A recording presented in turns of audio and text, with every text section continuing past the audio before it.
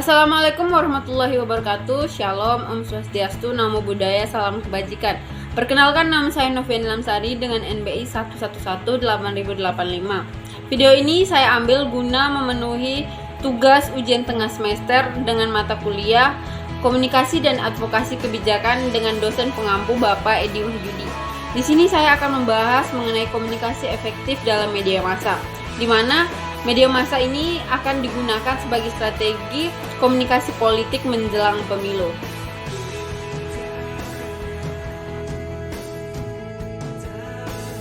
Oke, langsung saja kita masuk ke pembahasan yang pertama, yakni apa itu komunikasi efektif dan apa itu media massa. Kita bahas yang pertama. Komunikasi efektif adalah proses penyampaian pesan yang berdampak atau ada efeknya serta membawa hasil.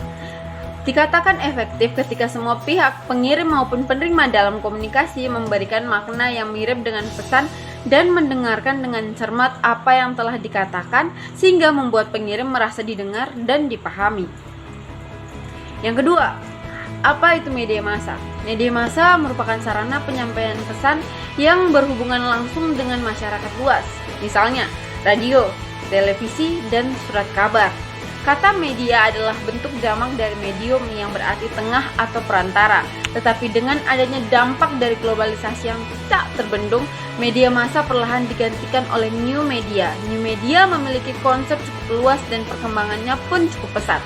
Dilihat dari perkembangan komputer, internet, handphone, smartphone, hingga tablet.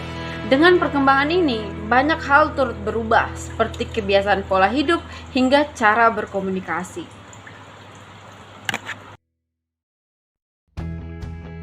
Perkenalkan, nama saya Intan Putri Jayanti, NBI 1118083. Di sini saya akan menjelaskan fungsi media massa.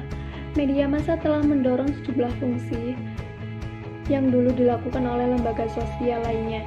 Beberapa fungsi media massa antara lain yaitu fungsi informasi.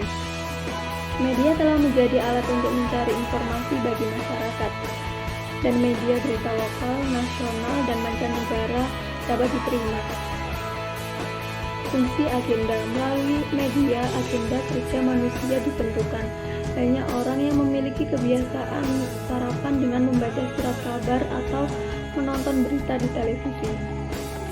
Lalu fungsi penghubung orang. Tidak dapat dipungkiri bahwa media memiliki fungsi untuk menghubungkan manusia satu dengan manusia yang lainnya. Lalu fungsi pendidikan. Media massa sedikit banyak memberikan pesan tentang pendidikan. Misalnya bagaimana cara menjaga kesehatan, bagaimana menggunakan hak pilih, dan sebagainya.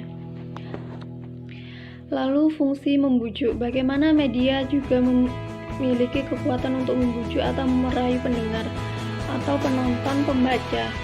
Fungsi dapat kita lihat dari adanya siaran iklan di media massa. Lalu yang terakhir, fungsi menghibur. Fungsi ini sangat kental pada media penyiaran dan banyaknya acara sinetron, musik, lawak, dan olahraga. Seperti yang kita ketahui bersama bahwa teknologi informasi berkembang sangat pesat di era modern seperti ini, sehingga dalam media massa ini terbagi atas dua lagi. Yang pertama, media massa tradisional, dan yang kedua, media massa modern. Nah, apa saja yang masuk dalam media massa tradisional? Kita bahas bersama, yakni di dalamnya ada majalah, surat kabar, televisi, dan radio. Sedangkan dalam media massa modern, seperti yang kita kenal sekarang, ada internet, di mana dalam internet ini ada fitur-fitur atau situs-situs yang bisa menyebabkan seseorang menerima informasi atau menerima berita dari manapun dan oleh siapapun. Oke, kita lanjut. Di sini saya akan mengambil salah satu contoh di mana media massa ini digunakan sebagai strategi komunikasi politik menjelang pemilu. Kita langsung ke pembahasannya. Pemilu atau pemilihan umum merupakan sarana demokrasi yang menjadi ajang bagi kedaulatan rakyat.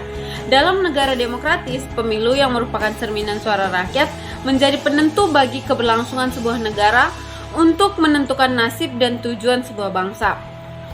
Suara-suara inilah yang akan diwadahi oleh partai-partai politik yang mengikuti pemilu menjadi wujud wakil-wakil rakyat. Keberhasilan seorang caleg dalam perolehan suara membuktikan betapa besarnya dukungan dan kepercayaan rakyat terhadap orang tersebut. Guna memenangkan kompetisi di ajang pemilu, para kontestan saling bersaing satu sama lain dengan menerapkan berbagai strategi komunikasi politik yang jitu. Komunikasi politik yang dilakukan tentunya menyesuaikan dengan sistem politik yang ada di Indonesia. Strategi komunikasi politik pada dasarnya merupakan langkah-langkah dalam melakukan komunikasi politik berkaitan dengan pembuatan, penyebarluasan, penerimaan, dan dampak-dampak informasi berkonten politik, baik melalui interaksi antara manusia maupun media massa.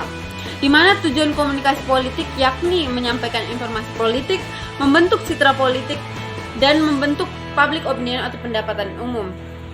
Dalam masyarakat yang demokratis, perbedaan pendapat dan pandangan terhadap politik adalah hal yang wajar, tapi tidak pada tempatnya jika berbeda pandangan lantas melakukan penghujatan, memaki, dan melecehkan dengan ungkapan kata-kata yang tidak senonoh. Media sosial diciptakan untuk sarana komunikasi dan bukan untuk ajang penistaan. Masyarakat melalui pemanfaatan media sosial sebagai sarana komunikasi diharapkan bisa membina hubungan satu dengan yang lainnya secara harmonis, sehingga perlu membiasakan berkomunikasi dengan baik. Sekarang, masyarakat pengguna media konvensional pun kalah waktu dibandingkan pengguna media. Gadget lebih sering digunakan ketimbang menonton televisi atau membaca koran. Seorang yang membuka sosial media bisa membaca pesan yang disampaikan, memforward pesan tersebut, komentar, bahkan membuat status atau tweet baru dan disebarluaskan. Ini berarti orang tersebut sudah menjadi komunikator, jadi publik, dan komunikator untuk publik yang lain. Salah satu bidang yang cukup banyak bergantung dengan teknologi komunikasi adalah bidang politik. Karena pada bidang ini, politik komunikasi menjadi hal yang sangat penting. Salah satu bentuk kegiatan politik yang diketahui banyak masyarakat luas adalah kampanye politik. Dalam hal ini, kampanye sendiri sudah terbagi dari beberapa kategori seperti kampanye legislatif, capres, dan juga kampanye dalam kepala daerah dan lain sebagainya. Oleh karena itu, masyarakat bisa memberikan respon dan menyalurkan aspirasi melalui akunnya masing-masing. Beberapa memberikan dukungan, tapi tidak sedikit yang memberikan kritik atau respon negatif.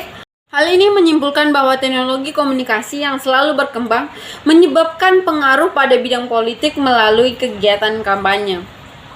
Mungkin sekian dari saya, mohon maaf ada salah kata. Wassalamualaikum warahmatullahi wabarakatuh.